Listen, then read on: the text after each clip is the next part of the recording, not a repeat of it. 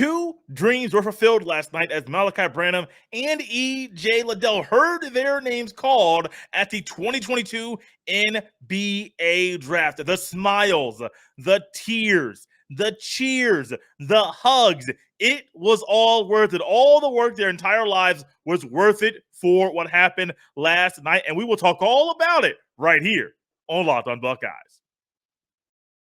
You are Locked on Buckeyes, your daily podcast on the Ohio State Buckeyes. Part of the Locked on Podcast Network, your team every day.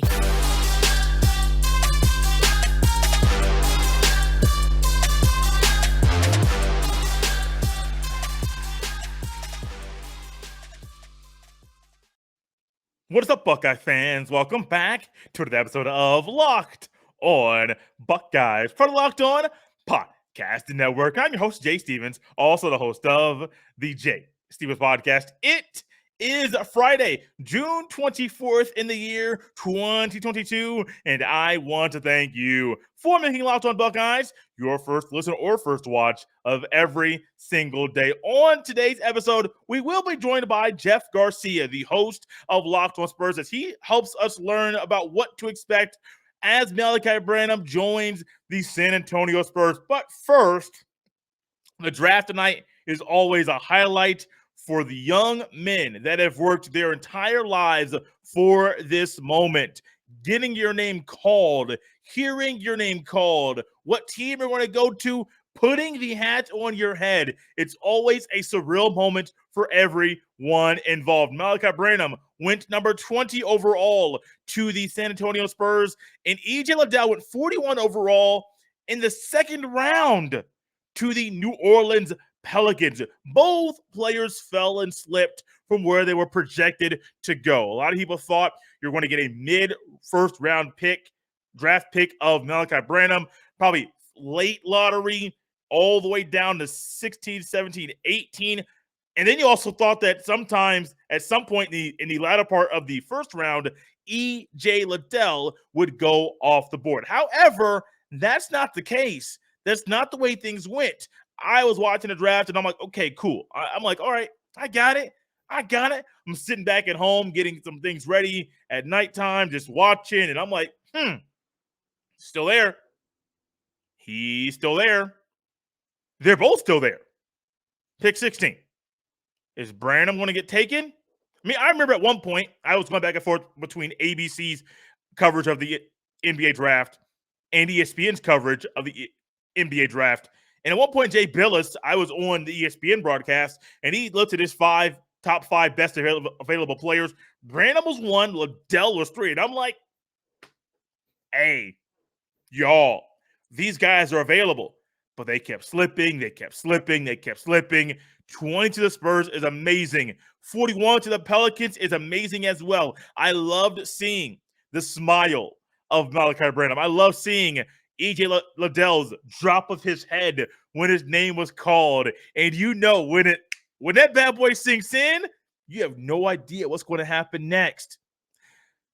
Branham to the Spurs is huge. I think that being able to be coached by Greg Popovich in your rookie year in the National Basketball Association is a huge luxury. Something that not everybody has at their disposal. There are 30 teams in the association. There's only one Greg Popovich. He's only able to coach one team. That's it. And I do think you have a guy who's coached for multiple decades, a guy who has won 5 NBA championships, that has coached numerous NBA Hall of Famers, probably 4. I can think of 4 on the top of my head, between Parker, Ginobili, Duncan, and Robinson. David Robinson, former scoring champ as well. He has coached a lot of these players. And so you're getting a guy that's now in a rebuild mode, and he wants you to be a part of a rebuild down in San Antonio, Texas. Hey, Malaki, this is amazing for you. But then you have E.J. Liddell, who can literally use this as fuel. Now you may want to say, Jay, why in the world did Liddell fall to the second round? There's a few reasons why he fell. Foot speed, defensively. Who can he defend? If he's going to be an undersized 4, is he going to be able to be someone who can guard guys that are 6'4", 268, that are on the wing or inside? foot speed's not there. What's another reason? He's undersized. Is he 6'7"? Is he going to be a 3-man? Is he going to be a 4-man? Where is he? Is he going to be a 5-man in a small ball lineup? What is he going to be in the association? Is he such a good scorer that his deficiencies on defense can be overlooked? No, they cannot. That's not the case. Now, going into the season, it was talked about that Liddell could be a lottery pick, and that was true. However, once we saw the season progress, we saw the season go on, I like Liddell's game for college. I think Liddell could be a good piece on an NBA team. But first round, as I think about it more, as I talk it out, baby, that's just tough. I understand why he fell. But Liddell can also use this as fuel and say, hey, I fell. All these teams looked over me. All these teams skipped over me. All these teams had a chance to draft E.J. Liddell, and they did not. He can use this as fuel and say, hey, well, wash my hands of this. I won't let this get to me. Next time we're on the court, I'm coming for you. I'm coming for you. I'm coming for you. I'm coming for you. I mean, literally just like pointing out each person, saying a GM, oh, you could have got me at 38. You didn't. Oh, you could have got me at 35. You didn't. Oh, you could have gotten me at 20, Greg Popovich, but you chose the younger guy on the team that I just came from. Doesn't matter. Doesn't matter where you go. This is an exciting time for both of these guys. And think about what this does for Chris Holtmann. I mean, Chris Holtmann is the coach that I have been critical of. You have been critical of. There have been reasons for us to be critical of them. I even heard in a post-game press conference, someone asked Chris Holtmann if the team was soft after they lost to the Michigan Wolverines. The team did look soft in that game, but Chris Holtmann has been asked a lot of questions, and right now he can look at it and say, we are working on things in Columbus, but you want to know how things can get better for me and the guys on my team and for guys that I'm recruiting? We just put 2 guys in the first. We just had 2 guys drafted for the very first time since 2007 in 15 years.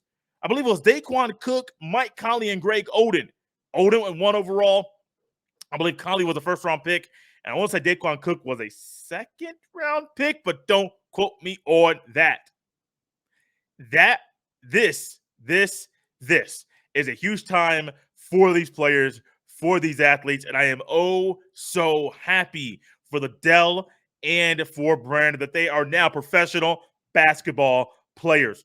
Speaking of Branham specifically, what can we expect from him in his first year in San Antonio? Why did the Spurs take him at number 20 in this year's NBA draft? Well, coming up next, Jeff Garcia of Locked On Spurs will join us to fill us in on both of those thoughts and a whole lot more. You will not want to miss my conversation with Jeff Garcia. It comes up next.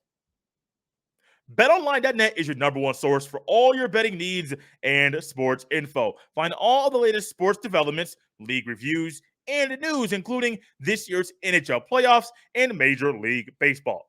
BetOnline is your continued source for all your sporting wagering information, including live betting, esports, and scores. And BetOnline.net remains the best spot for all your sports scores, podcasts, and news this season. BetOnline.net is the fastest and easiest way to check in on all your favorite sports and events, including MMA, boxing, and golf. Head to the website today or use your mobile device to learn more about the trends and action. BetOnline, where the game starts. The excitement of the NBA draft is still in the air, and I am very happy to welcome Jeff Garcia, the host of Locked On Spurs, as the Spurs drafted Malaki Branham with the number 20 pick in last night's NBA draft. Jeff is here to discuss and talk about what Branham brings to the Spurs. Jeff Garcia, welcome to Locked On Buckeyes. Hey, thanks for having me on Locked On Buckeyes. Appreciate it. You guys do a bang-up job here. Malaki, woo. There's Spurs having luck at draft, and then there's Spurs having luck at draft. And this is what it was. I really was surprised that he was still on the board at number 20. Even before the pick was put in, you look at all the outlets saying like the number 1 option at that time was Malaki out of Ohio State, and the Spurs had to take him. Look, heading into the draft, GM Brian Wright, San Antonio, did make it very clear. We're going to go with the best available player whenever we are picking. and the Spurs hit a home run. Now, what the Spurs lacked last season, Malaki can fill in. This was often said throughout last season. DeJounte Murray needs help. He can't carry the load. He can't carry the scoring load. You know, he tried throughout the whole season, and yeah, credit Keldon Johnson. You know, he came on late in the season. It just wasn't enough. Malaki can help on the offensive end. Guy's a bucket getter, 3-level scorer, inside, outside, mid-range, 3-shot. He has it all. Now, I spoke with him after the Spurs made the selection. I asked him, like, is there a guy that you're looking forward to going up against in team practice, learning from? He said DeJounte Murray. He said he's looking forward to going at him. He's looking forward to learning from him. Interesting enough, though, Jay, he did say that he's wanting to learn more about the defensive end, which surprised me because I thought he was, is it safe to say, an adequate defender at Ohio? Adequate, decent, needs Yeah. work. Needs That's work, how I would yeah. describe him with Yeah. defensively. I am more of a defensive guy. I do like when I play basketball, not the best offensively. I do try Yeah. to be more of a defender. Yeah. That's not what he is on the basketball court. No. He needs to work on that. So I'm Yeah. interested to hear him say that he needs to work on Mhm. defense when he gets there in San Antonio. You mentioned that you were surprised that he was Yeah. still on the board. Mhm. Why were you surprised that he was still available at number 20? With NBA having scoring as a premium, they want to get the points up on the board. I mean, that's what the NBA is nowadays, and defense kind of has taken a side. He was there. You would think like a team ahead of San Antonio would have grabbed him, and they did it. Now, uh, this also is a bigger picture thing too, because with the selection of Malaki, this kind of now clouds the future of Lonnie Walker in San Antonio. Lonnie Walker and Malaki are very similar in style of play, athletic freaks, but with Lonnie Walker, a restricted free agent, and Malaki, incoming freshman in the NBA, that is going to pose a question. Now, before you hit the record button here, you asked me, okay, well, give your viewers kind of a background, what's going on with the team and everything. They are in full rebuild mode. This is rebuild. It's funny, Jay, at the NBA draft, I've gone to several. I think this is like my 10th now that I've done. So I got a lot to know a lot of the NBA staff. And usually when I run into them, Jay, they say, oh, in years past, they're like, okay, well, good to see you. Hello, goodbye, because the Spurs never had multiple first round picks. Last night, or whenever you put the show up, some of the staff are saying, you're still here? I'm like, yeah, because the Spurs have 3 first round picks and plus a fourth in the second. But going back to Malaki, interesting enough, though, he said that whenever he did work out with the Spurs, that it was a very competitive. He worked out with multiple players. It was not a one-on-one. And he worked out with Jeremy Sohan, who the Spurs took at number 9, Blake Wesley, who the Spurs took at 25. So he was able to kind of already see what he's going to be up against in San Antonio colors, that being Jeremy and Blake. So he has a familiarity with his fellow rookies there. Another thing that you got to keep in mind with the Spurs and why I think Malaki could possibly creep in some minutes with San Antonio is the fact that I mentioned they are in full rebuild. They're in a youth movement. They're trying to bring in more scoring options because that was a big issue for the Spurs last night. They would go in severe droughts. Malaki could fill that. Now, hate to break the news to you guys over here at this Buckeyes podcast, but yeah, he probably will be wearing an Austin Spurs G League jersey for the near future. The Spurs have a log jam at the guard position now. I mean, it's bad, but it's a good problem to have. DeJounte Murray, Trey Jones, Josh Primo, Blake Wesley now. And now you throw in Malaki. And then who knows what's going to happen in the future with Lonnie Walker, but you lump him in as of right now. So, yeah, you'll likely see him be playing in the G League. He did tell me that he can only control what he can control. And if it means him going to Austin Spurs G League team, then so be it. But I can tell you this much, that Spurs Summer League team and Austin Spurs team is going to be fun to watch. Malaki is definitely going to light it up. Defense is going to have to be worked on. Fortunately for him, Popovich and the Spurs system preached that. Now, I think ultimately, Jay, that may hold him back from seeing significant NBA minutes. initially, but I think he gets gets along, his track here in San Antonio, everything will be fine. I mean, look, DeMar DeRozan went to San Antonio via trade, and got better at defense when he exited to leave to Chicago. So I think if they could work with DeMar with that, they could definitely work with Malachi. He's a sponge. I expect him to be, pushing the Spurs coaching staff towards the end of the season, like saying, okay, he's like destroying the competition in the G League. We got to bring him in here now because there's no point for him to be up there anymore. I really expect to see that maybe towards NBA trade deadline time-ish. He needs to get his feet wet. He needs to take his lumps. He needs to work on that defense. All in all, great pick for San Antonio. We are here with Jeff Garcia. He is the host of Locked On Spurs. Jeff, I love Greg Popovich. I have loved what he's been able to do from his time, even going back to the 90s. It's very rare, and it's hard for me to still believe he has been coaching in San Antonio, the Spurs, the head coach, for that long. I mean, he coached David Robinson, and then he's won, 5 NBA championships. It's a luxury to have Greg Popovich as your first coach in the National Basketball Association. How do you think Malaki Branham is approaching this new journey, this venture with the Hall of Fame basketball coach? I asked him that after he got picked. He said he's looking forward to it. He tipped his cap towards Popovich, so he's ready. And I think what's going to do him well is if you take the blueprint last year. Last year, the Spurs really signaled to the NBA, okay, we're in rebuild mode. And Popovich was very, very patient. That was the most patient Greg Popovich I've seen in quite some time. So I think the patience, the nurturing, sometimes getting on him is going to happen. And that's going to be needed for him. I mean, we forget, Jay, that these guys are kids. Yeah, they're 19. They're 19 years old. They're technically teenagers still. And at this too, Popovich has been coaching even before these guys were born. So you're going to have a lot of patience. Fortunately, Popovich showed that he can have that aspect. He's adjusted again. Is he going to get chewed out? Yeah. I mean, there's video last year, Popovich chewing out Josh Primo on the bench in the middle of a game in front of fans. So if Primo can take it, you expect Malaki to do the same. He's going to have to. I expect the DeJounte factor to really help him learn fast.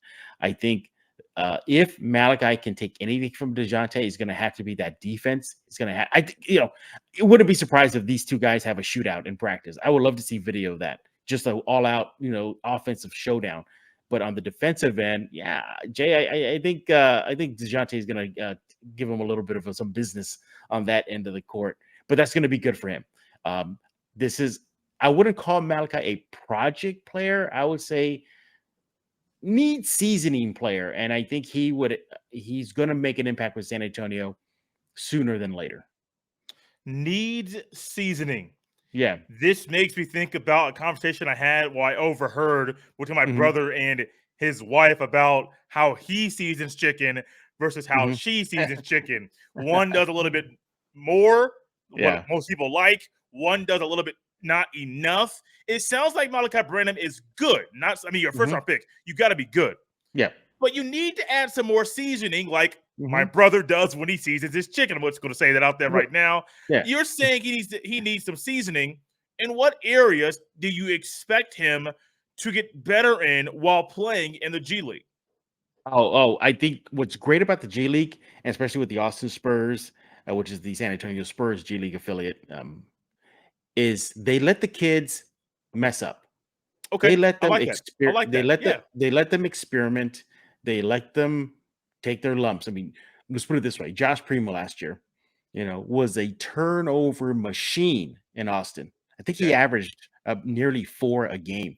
Yeah. Now you look at that, you're like, "What are you doing, Josh?" I mean, come on. Well, if you watch the games, they're running the offense through him. They were letting him do things. So I suspect they may do the same with Malaki. So right off the bat, Locked On Buckeyes fans, don't panic. If you're looking at his stats in Austin and like, he's averaging 4 and he's chucking up how many shots, is because they kind of force feed them. They force feed them to learn the Spurs system. They try to make that transition from the G League to the San Antonio team. as easy as they can. So whatever the Spurs run in the AT&T Center, they run out in the Austin Spurs arena. So expect that. Don't freak out, Buckeyes fans, if you see some atrocious numbers when some nights in the Austin Spurs out of Malaki.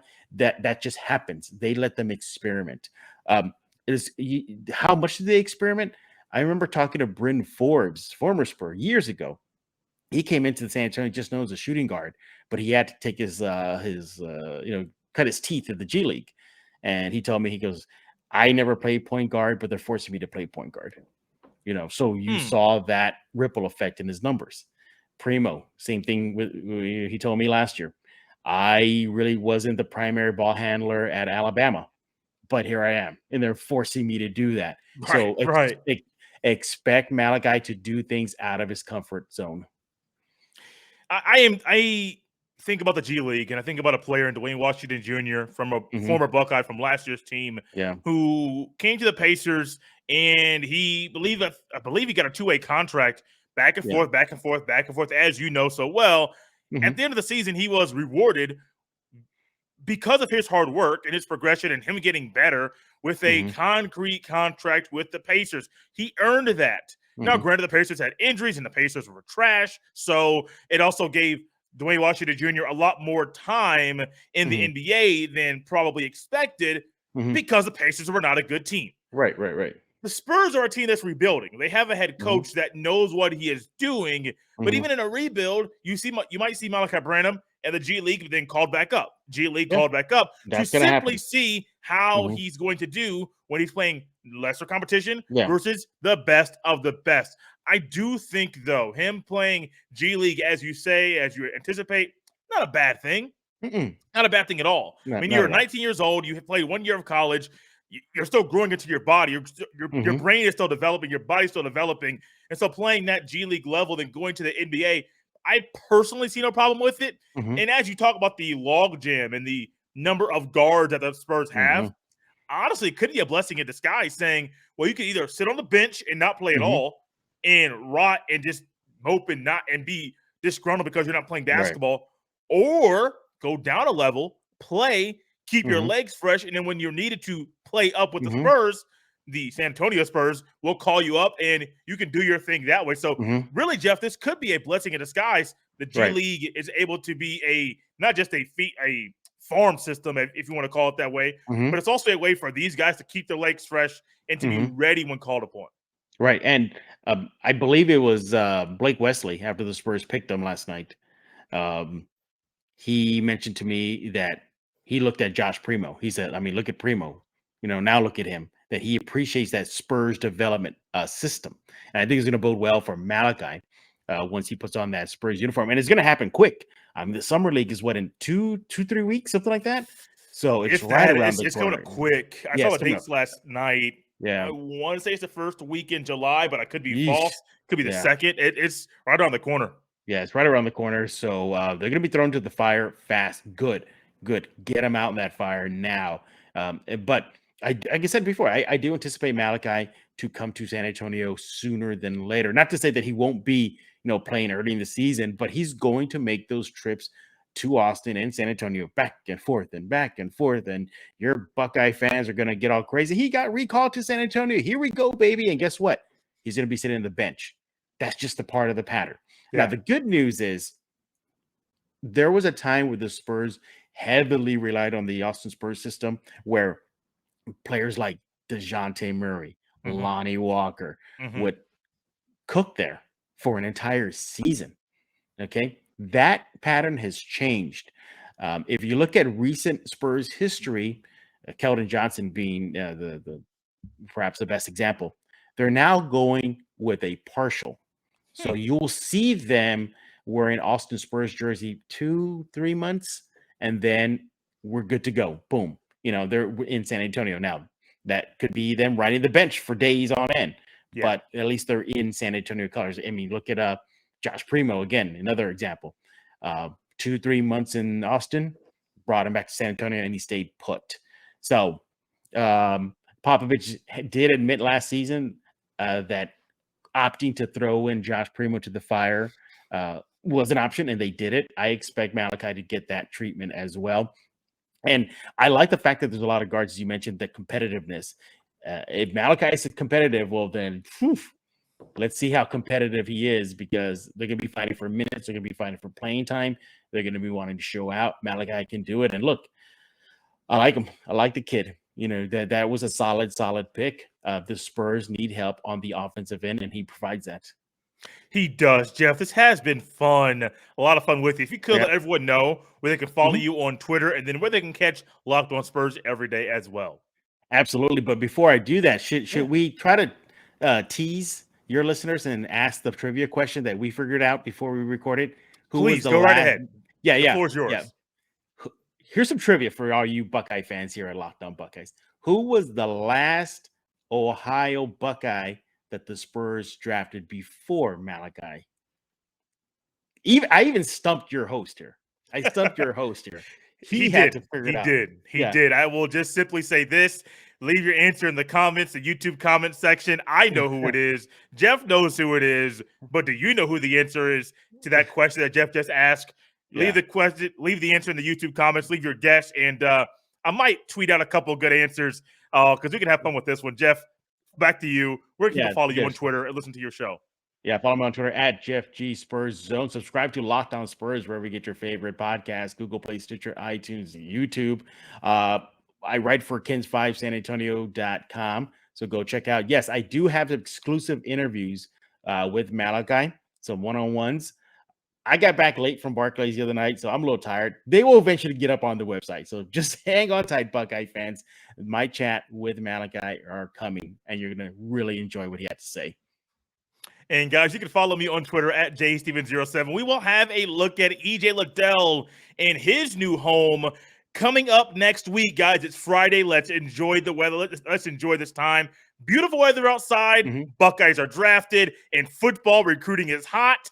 I personally expect a couple of recruits to commit over the weekend. Do you? And we'll also try to get John Garcia Jr. back on the show next week as well. He's been busy this week. We'll try to get him on at least once next week, maybe twice. Guys, that's Jeff Garcia. I am Jay Stevens, the host of the podcast. Have a great day. Have a great weekend.